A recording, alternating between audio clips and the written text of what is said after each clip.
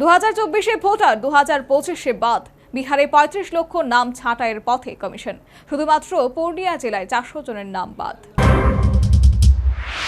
গত বছরেও ভোট দিয়েছিলেন, তবে এবার ভোটার তালিকা সংশোধনে নাম কাটা গিয়েছে করিমের। শুধু করিম নন, ভিন রাজ্যে পরিযায়ী শ্রমিক হিসেবে কাজ করছেন এমন অজস্র নাম বাদ দেওয়া হয়েছে ইতিমধ্যেই। এবার নির্বাচন কমিশন সূত্রে জানা যাচ্ছে, ভোটার তালিকা সংশোধনে বিহারে বাদ পড়তে চলেছে অন্তত 35 লক্ষ নাম।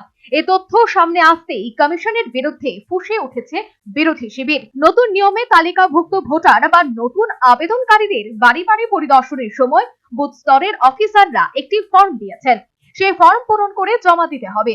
এর পাশাপাশি ভারতীয় নাগরিকত্বের সেলফ অ্যাটেস্টেড ঘোষণাপত্র জমা দিতে হবে। কমিশন নাগরিকত্বের প্রমাণ হিসেবে মোট 11টি নথির তালিকা দিয়েছে।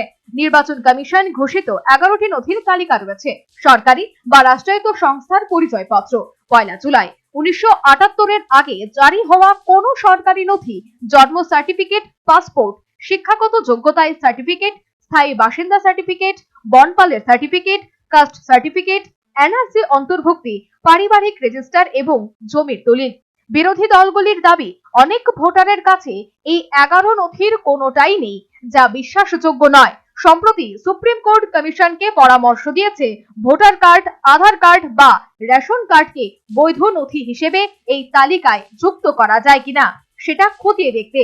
কিন্তু এই 3 নথি বাংলা সহ বেশ কয়েকটি রাজ্যে টাকা বিনিময়ে খুব সহজেই রাজনৈতিকভাবে করিয়ে নেওয়া যায়। সে কারণে এই বিষয়ে বিজ্ঞপ্তি এখনো দেয়নি কমিশন। বাংলা সহ বেশ কয়েকটি রাজ্যে প্রভাবশালী রাজনৈতিক গোষ্ঠীর অঙ্গুলি হেলনে এসব বহিরাগতদের নাম উঠছে ভোটার তালিকায়। কংগ্রেস, তৃণমূল কংগ্রেস এবং বাম দলগুলির বিরুদ্ধে অবৈধ অনুপ্রবেশকারীদের মদত দেওয়ার অভিযোগ রয়েছে। এই ঘটনায় প্রশাসনের ভূমিকা নিয়েও প্রশ্ন উঠতে শুরু করেছে। শুধুমাত্র বিহারের পূর্ণিয়া জেলায় 400 জনের নাম বাদ দেওয়া হয়েছে। এদের কেউ এই দেশের নাগরিকত্বের সঠিক প্রমাণ দেখাতে পারেননি। বিধানসভা নির্বাচনের আগে বিহারে ভোটার তালিকা সংশোধনের কাজ করছে নির্বাচন কমিশন, যাকে বলা হচ্ছে স্পেশাল ইন্টেনসিভ রিভিশন। অবৈধ অনুপ্রবেশকারী সহ অযোগ্য ভোটারদের তালিকা থেকে বাদ দেওয়ার লক্ষ্যেই এই পদক্ষেপ করা হচ্ছে বলে জানিয়েছেন কমিশন। তারা বলেছে, যাতে শুধুমাত্র যোগ্য ভারতীয় নাগরিকরাই ভোটদানের অধিকার পান, সেটা নিশ্চিত করতেই এই সংশোধনী। সেই প্রক্রিয়া শুরু হতেই ঠকবাজদের গা উজাড় হওয়ার দশা। কমিশনের দাবি, এখনো অবধি প্রায় 80% নাম গণনা সম্পন্ন হয়েছে। সব মিলিয়ে প্রায় 35 লক্ষের বেশি ভোটারদের নাম বাদ পড়তে চলেছে এবার বিহারে। এর মধ্যে 12.5 লক্ষ ভোটার মৃত। কিছু ভোটার অনেক আগেই বিহার ছেড়েছেন, অথচ নাম রয়ে গেছে তালিকায়।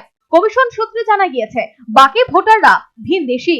এই ভুয়ো ভোটার বাঁচতে গিয়ে ভুরি ভুরি বিদেশি ভোটারদের হদিশ মিলছে। এদের অধিকাংশই বাংলাদেশ বা নেপালের বাসিন্দা, কেউ কেউ আবার মায়ানমারের রোহিঙ্গা।